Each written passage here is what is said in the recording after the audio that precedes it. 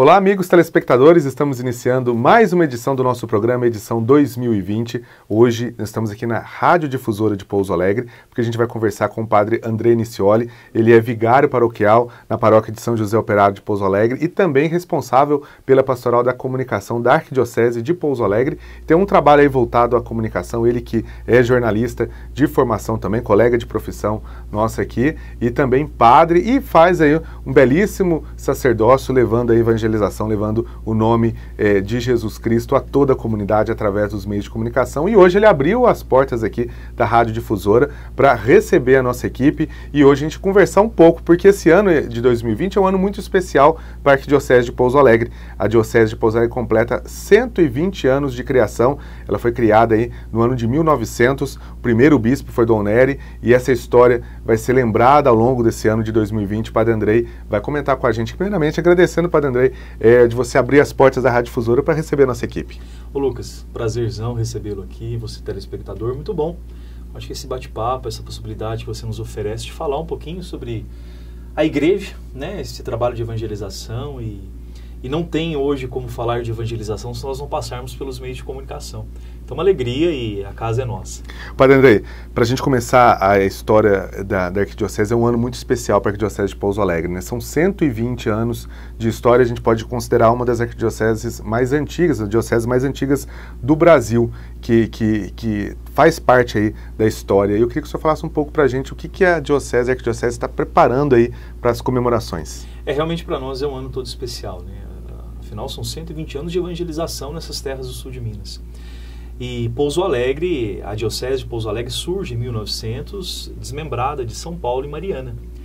Então imagine antigamente a evangelização, o bispo quando tinha que fazer as visitas, São Paulo, Mariana. Então a criação da Diocese, ela possibilitou. Eu gosto muito desse número porque assim, no início nós éramos 107 paróquias e quase 200 mil pessoas no território da Diocese de Pouso Alegre, isso em 1900. Hoje, em 2020, nós somos quase 900 mil pessoas, né, em 69 paróquias e 48 municípios. Então, fomos crescendo, amadurecendo. De Pouso Alegre sai a Diocese de Guaxupé, de Pouso Alegre sai a Diocese de Campanha. Então, essa organização da igreja é muito bela, né? E nós temos que celebrar, né? O Dom Magela, ele foi muito feliz ao ressaltar, porque um dia eu perguntei assim para ele, Dom Magela, por que um jubileu aos 120 anos? Porque geralmente a gente faz a cada 25, né? Por que os 120? Ele falou assim, porque a gente só tem a agradecer. São 120 anos essa igreja nesta região do sul de Minas. Então, 2020 foi tirado para isso. Nós queremos louvar a Deus por cada bispo, por cada padre, claro, né? Os leigos, o povo de Deus todo, né? Evangelizando e anunciando e aqui tentando fazer um pedacinho do céu. Então 2020 é para isso, né? E ao longo desse ano nós teremos algumas atividades, a concentração dos religiosos, nós organizamos inclusive, já está sendo emitida a partir de segunda-feira, as correspondências da Arquidiocese saem com o selo comemorativo dos 120 anos, né? Em junho nós estamos organizando uma noite cultural, e claro, percorrendo toda a diocese, a noite cultural com o projeto Pensa, do Santuário Nacional de Nossa Senhora da Conceição Aparecida, o lançamento do selo, e também, ao final do ano, uma semana catequética e uma semana eucarística nas paróquias, né? Então esse ano nós tiramos para agradecer. Padre André, o ano, né, que foi criado, o mês que foi criado, a Diocese foi em agosto, no dia 4 de agosto, né? E a Diocese já prepara uma festividade para essa semana? Então, o mês de agosto nós não teremos nada específico, porque assim, nós tiramos o ano todo, né? Dia 4 de agosto é quando sai o documento, né? Mas depois, imagina até chegar aqui, né, quanto tempo. Então assim, para não privilegiarmos um dia apenas, mas que a gente favoreça a comunhão na Diocese, então nós tiramos o ano de 2020, né? Então assim, são várias datas. No site da Arquidiocese, nós lançamos também um hot site, né, sobre o jubileu, que você encontra essas datas. Depois a gente pode até comentar aqui, ou você colocar no Sim, está até aparecendo aqui aí, né, no endereço. O site, porque é o ano todo, né, o ano todo para agradecer. A gente só tem a agradecer a Deus. Agora, para quem não conhece a história da nossa Diocese, Padre André, quantos bispos passaram aqui, quantas histórias, né, tem aí de curiosidade na criação dessa Diocese? Pois é, nós temos, começa com Dom Nery, né, que foi o grande, quem iniciou tudo isso, toda essa história. Depois nós temos o grande Dom Otávio, né? Depois, já mais recente, que o pessoal lembra com muito carinho, Dom José d'Angelo Neto, depois Dom João Bosco, né? E depois temos Dom Ricardo, que por 18 anos ficou à frente da nossa diocese, né? Mas o que a gente ressalta muito é a força do nosso povo, né? As comunidades. Somos mais de 1000 comunidades na nossa diocese hoje. E são comunidades vivas, né? Que você vê pessoas que dão a vida por aquilo ali, né? Então, é isso que marca a nossa história, né? A força do nosso povo, a união do nosso povo. É claro que a função do bispo, do padre, é organizar, dinamizar, mas nós somos povo de Deus, todos os batizados, né? Então, não queremos destacar um ou outro, mas o nosso povo. Agora, Padre Andrei, você também é responsável pela pastoral da comunicação. E aí, no começo, a gente estava falando já da importância da comunicação, hoje, nos dias atuais, para levar a evangelização. E como que é o padre adaptar-se aos meios de comunicação para levar essa informação? Como que é hoje? Como que a evangelização está hoje no século XXI? Tudo mudou muito rápido, Lucas. Inclusive, eu já tenho 2 pós-graduações nessa área, né, de comunicação. E quando a gente vai estudar, a gente fala assim, ó, a grande ferramenta de uma determinada marca que surge e que vem modificar toda a comunicação surge em 2007. Olha só, nós estamos em 2020. Então, são apenas 13 anos de uma mudança tecnológica muito rápida, né? Eu, por exemplo, eu tenho 37 anos.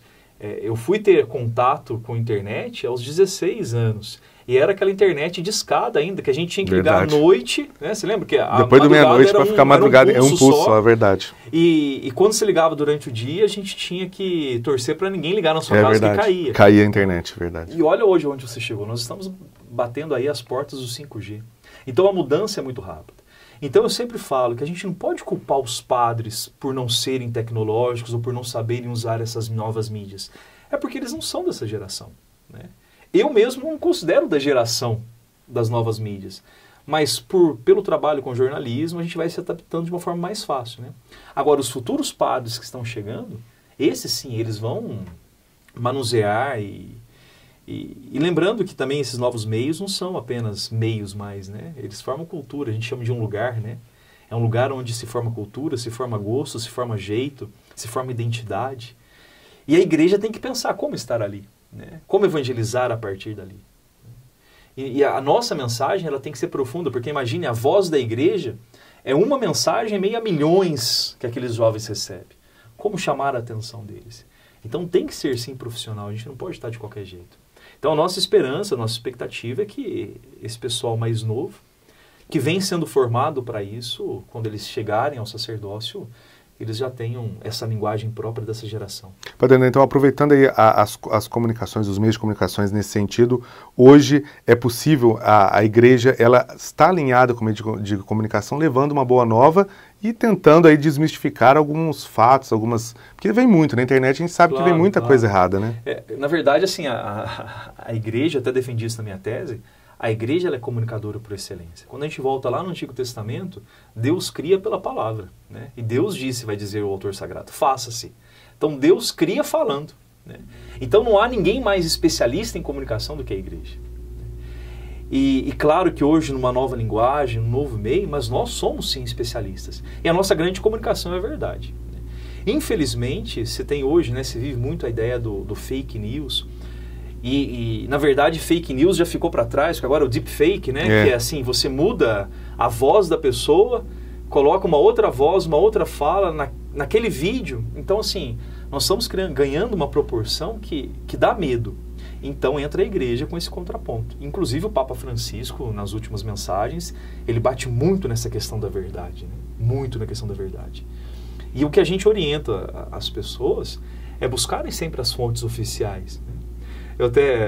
A gente até brinca, né? Quantas frases que rodam nas redes sociais que o Papa Francisco nunca disse. Falou, é verdade. Tem muito isso, né? que o padre Fábio de Mello nunca disse. Inclusive o Jô Soares uma vez falou isso. Nossa, se eu já tivesse escrito tudo isso que o povo fala que eu escrevi, eu estaria ganhando milhares, né? Então, assim, a gente tem que tomar um pouco de cuidado, né? Recorrer às fontes oficiais. Recorrer à voz oficial da igreja. E por isso os sites hoje, eles são importantes.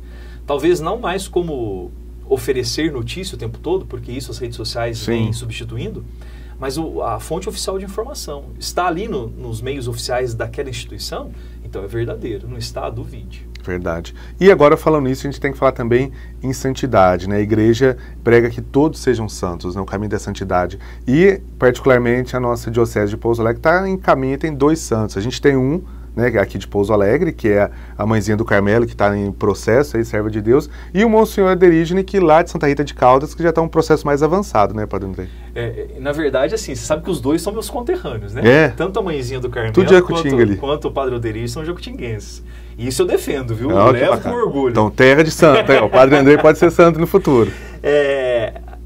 A causa, né, da Mãezinha do Carmelo fica sob a responsabilidade, né, dos carmelitas. E a gente está nessa nova empreitada, fazendo parte de uma comissão pela causa de canonização do Padre Alderígio Torriani.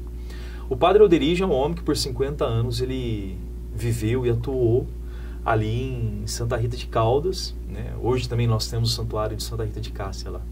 E é um homem que sempre teve fama de santidade. E principalmente ele era considerado o apóstolo do confessionário, né? Era um homem que se confessava a cada 8 dias e que sempre olhava para os seus fiéis e dizia assim: já fez a sua Páscoa hoje? Quer dizer, foi à missa e confessou? Então, essa busca, o ser santo, é apontar o caminho do céu, né? E uma coisa que acusam muito a igreja, Lucas, e peço licença para falar isso aqui, Sim. que a gente adora imagens, né? Adora santos. Não é nada disso. A gente tem um respeito por esses homens, por essas mulheres, que viveram as dificuldades que nós vivemos hoje, viveram as desilusões, os sofrimentos, mas que nunca perderam a fé. Então eles nos apontam o caminho de Jesus Cristo, né? Nos apontam a Cristo, que é a única pessoa que pode nos levar para o céu é Jesus Cristo. Então a gente tem um carinho muito grande por esses homens e trazendo para a nossa realidade, estamos lutando por isso, é a causa do Padre Alderígio. Um homem que sempre apontou para o céu. Existe um fato bonito da história dele, que ele estava internado em Poços de Caldas, no hospital, já não aguentava mais a dor, e os médicos praticamente já não tem mais o que fazer. E ele pediu para voltar para Santa Rita, né? Os médicos autorizaram, e o primeiro lugar que ele quis passar foi em frente ao santuário, a igreja matriz de lá. E na dificuldade vai trazer os livros, né, os depoimentos.